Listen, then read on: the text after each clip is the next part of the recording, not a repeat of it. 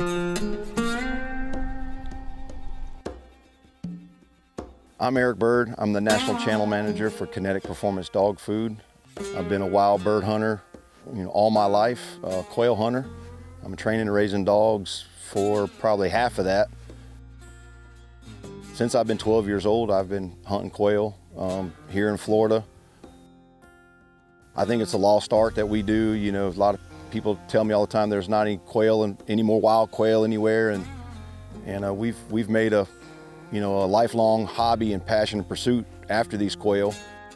So it's been, something that was instilled in me as a kid, and I came back to it as an adult, and the love for the dogs has never gone away. My dad was from Mississippi, and I think he had a love for hunting, but he had the opportunity to hunt some quail in Mississippi as a young man growing up. And then when he got to Florida, I think he just wanted to get into the quail hunting, and just went and listened in fields and listened for birds to whistle, and then would just go walk them up, then have a dog. That was kind of the process that started with me. Was when my dad got his first dog, it really changed his ability to hunt quail. That's such a big part of it. I don't know how much success that he found hunting them by foot, just walking. The quail population definitely has decreased over the years, probably since he was a kid, and you probably just walk and find a bunch of quail, but it's not that way anymore. So the ability to have a dog to find birds and is probably changed that for him. But as I was growing up, my dad that was his hobby. That was his only hobby, was quail hunting. And just was, hey, you're gonna be around your dad, you better go get in the truck with him. So it really was a lifestyle around quail hunting, and then just that love for it just kind of trickled down. I didn't realize how much I liked it until I started getting my own dogs. My dad once told me, he said, you become a quail hunter, and then you're a shooter.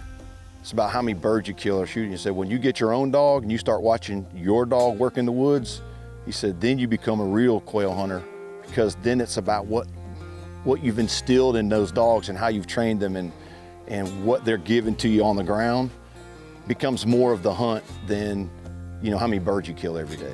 And it's really that passion for the dogs, I think, really drives the love of quail hunting for us. The bird is very important. Without that bird, there's other things. I could chase turkeys, or I could do duck hunting. And I think a lot of lab guys would say the same thing. Ducks brings them to the center point of the dog, but the dog really makes it.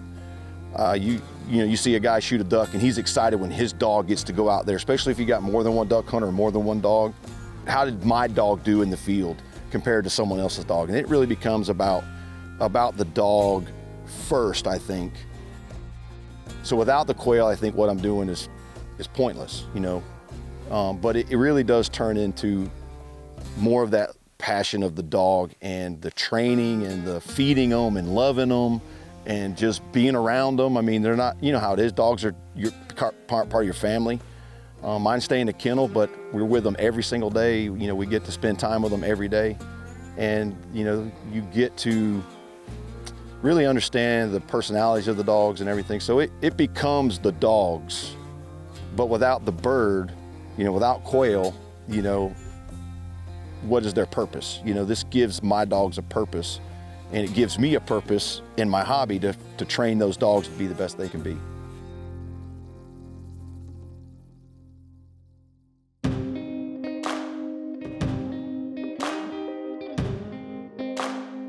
So the art of wild bird hunting is, for the longest time, has just been thought of as this non-existent. I talk to people all the time that when I tell them I hunt wild quail on public land, they're like, what? The idea is that only quail hunting is on a preserve, on what they call a put and take. And when I tell people I hunt wild quail and all of it is on public management area, they're like, there's not any quail on these places. I was like, well, I make a very good hobby and do very well in the woods, hunting wild quail this way.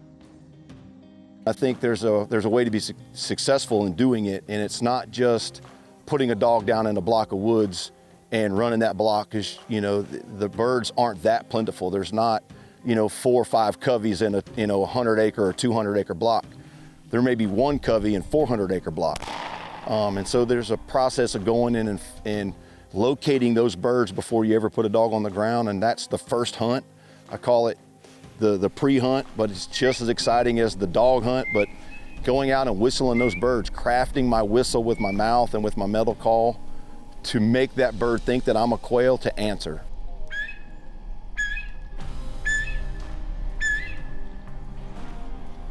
Quail are a vocal community bird, and they have a series of whistles that they do to communicate with each other inside the covey. They have whistles that they do to communicate from covey to covey, and they have whistles that they do to communicate for birds that maybe have gotten separated out through feeding to get back to the covey. Or say a predator would bust that covey and they're not together. They have calls that they make to covey back up to get so they can get into their family group. So they have a lot of communicating that they do, and it's because of that wanting to communicate with each other allows me to somewhat trick them. I mean, that's really all I'm trying to do. I'm trying to trick in any bird hunting that you do, turkeys, ducks, all you're doing is tricking the bird to think you're one of them. And by doing that, you get them to kind of tell on themselves, and that's kind of the game, I guess you could say, that we're playing, is I'm trying to say, hey, I'm a covey, are you a covey? Or I'm a quail and I'm lost and I need to get home to my covey group. And the better you are at trying to trick them with those calls, was the only reason why we're successful in the woods. The woods look all uniform. It's all the same. The woods look pretty much the same from block to block to block, from one side of the road to the next side of the road. And if I put a dog down and hunt for an hour on this side, and I've done this before, you go in there, find nothing. And so you fail a lot without having that ability to locate birds with the whistle, and then they respond, gives you a direction, an indication that that's where they're at. And as we found this weekend, it's not always successful.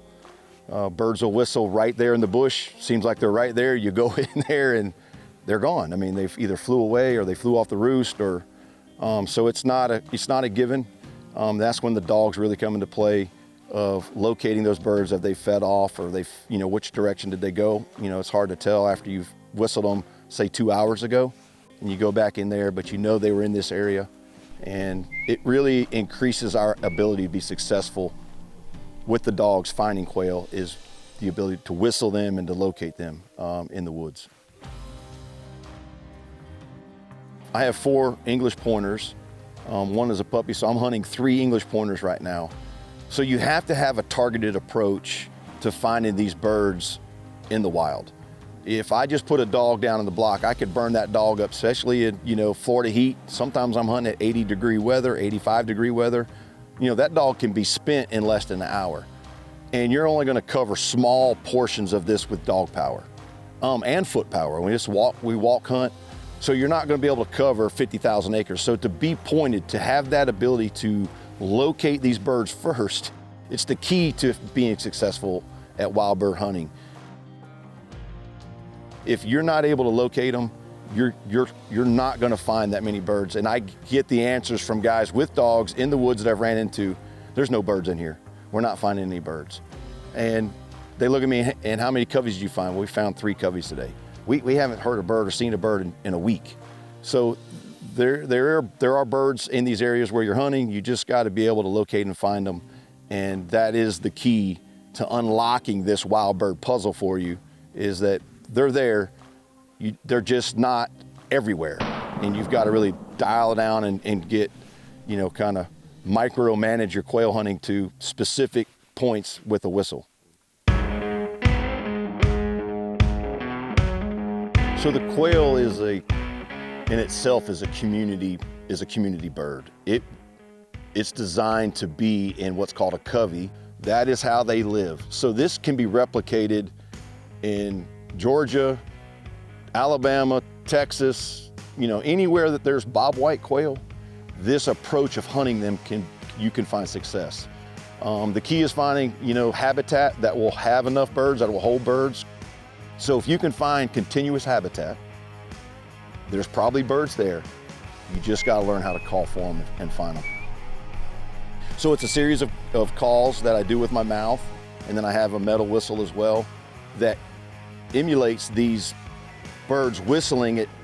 And I go through a series that's sort of a cadence that I've kind of learned and I've heard my dad do. And in a day's time, we may whistle 400 times or 500 times in a day, riding the roads and trying to get those birds to whistle. And that's why that's so much of an excitement of the first part of the hunt. But in the morning, those birds want to give a covey call. And so they're saying, hey, I'm over here. And then the other covey will whistle and say, hey, this is our range, we're over here. And they kind of just locating back to each other, say don't kind of mingle in their home ranges. So in the morning, right at daylight, you go out and you emulate that covey call, that hey, where are you? Hey, where are you? And then you get them to answer back and they say, hey, I'm over here. Usually from daylight to about an hour after, every minute after daylight, it gets harder and harder to get them to emulate that whistle. But that's the best time to whistle quail.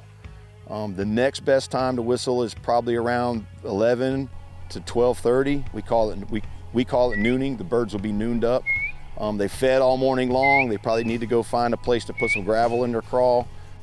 And then again, like a turkey would do, you can roost that bird. You can go out 30 minutes before dark and you can find where that bird is going to roost where he'll be that next morning. But you whistle way more times. Don't get discouraged when you don't hear them right away, because literally I probably whistle 500 times at least a day, driving the roads and just trying to locate these birds. Any bird dog trainer will tell you the number one way to make a bird dog, and I don't care what it is you're hunting, is birds. If you don't have birds, you're never gonna make a bird dog, right? So if I'm putting dogs down in these unproductive places over and over and over again, and we go on hour walks, at some point, the dog's gonna look over his shoulder and be like, hey, what are we doing? What is my purpose? They would get discouraged. They would start pointing anything in the woods, stink birds or rats or whatever. They don't understand their purpose. So the best way to make bird dogs is with birds. And for me to whistle those birds, that ups the opportunity for my dogs to find that success. We go out a lot and don't find birds. Like I said, I don't put them on the ground unless I whistle them, but just because I whistle them doesn't mean I find them. Bad sitting conditions, the birds aren't moving, they got up and flew away. But I know within a day's time of hunting, my dogs are gonna have the opportunity to smell birds, point birds, and if the shooter's doing his job, maybe retrieve a bird. But good dog work, dogs holding birds, allow you to walk up to them from a good distance. It may take me 3 to 4 or 5 minutes to get there walking. They should be able to hold that covey there and not bust that bird. And having good dogs is a big part of finding that overall success, which is harvesting quail.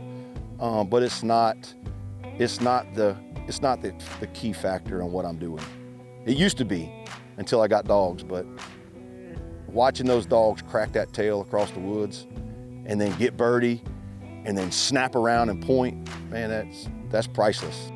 The passion of this whole thing, and I said this earlier, but the idea of quail hunting, to walk up quail with your feet, is not gonna be successful and it's not gonna be very rewarding.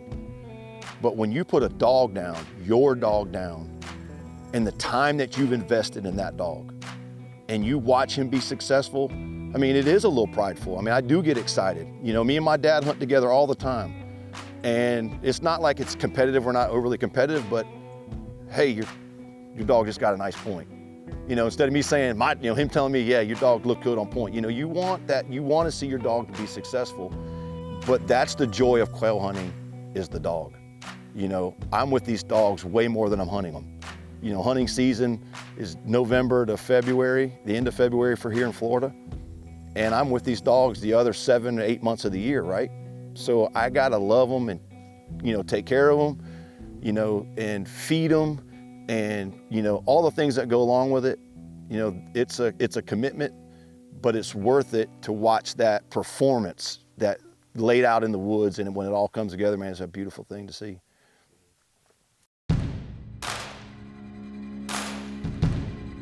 I got the best bird dogs in the world. Now I have 3 seasoned English pointers.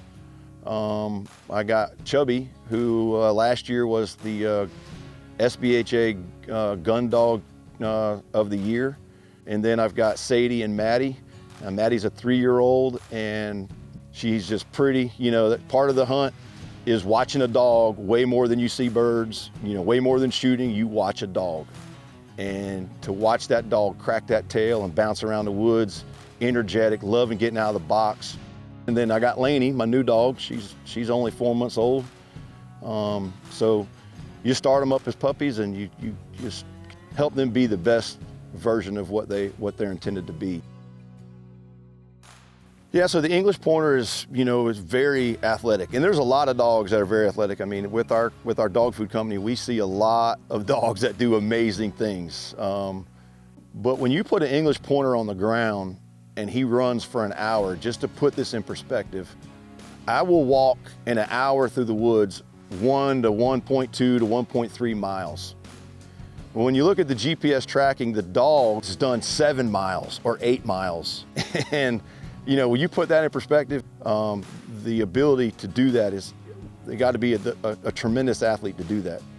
And then they don't do it 1 time, they do it 2 times. And then if I whistle another covey, they may get out 3 times. So those hunts may not all last an hour, but there's hunts where these dogs in 1 day can do 20 or 30 miles of foot on the ground work. And then get out and do it again the next day.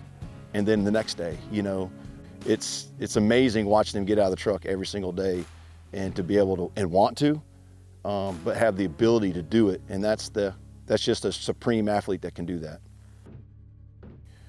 So my English pointers are extreme athletes. Like I said, the best athletes in the world, right? And to maintain that ability to perform, you have to feed them like an athlete. Nutrition is such a big part of the ability for these dogs to go the next day, to go the next day, to go the next day. Keeps their joints loose from being sore. The recovery rate has to be able to, that dog has to be able to recover and get ready to go the next day. And nutrition is the baseline for all of that. If that dog is not healthy from the inside out, he's not going to perform the way he needs to perform. Putting a premium product into the dog that he can absorb and grab all the nutrients from that source. You know, Kinetic Performance Dog Food has a great product that does everything that it needs to do to build a well-rounded athlete. Very digestible, highly digestible, high in, you know, meat-based protein. The dogs absorb it, they love to eat it, and it holds them up over hunt, over hunt, over hunt, over hunt. We're asking these dogs to be professional athletes, and we need to feed them like professional athletes. And Kinetic Performance Dog Food feeds these dogs like professional athletes. The Kinetic Dog Food Company is not just dog food. It is really embodies owning dogs, loving dogs, working dogs, you know, being around the handlers and the people that handle and work dogs. We invest in a lot of different dog disciplines because we have to be about the dog. If we're making a dog food that's not about the dog, then what would we be doing? I work at quail hunting. I spend hours in the woods doing it. I spend hours with these dogs every day. You know, the maintenance of these dogs is every day. It is a lifestyle for me, and Kinetic allows me to bring that lifestyle into my job. And you go to a guy that's having all kinds of problems, and you eliminate those problems with feed because of nutrition, and you see his life literally change, the handler's life. I'm not at the vet once a month. I'm not having all these problems in my house or with shedding or whatever. And you change that, you change his life, you've obviously changed the dog's life. And that's kind of what Kinetic allows me to do, is change dog handlers and dog owners' lives with a great product.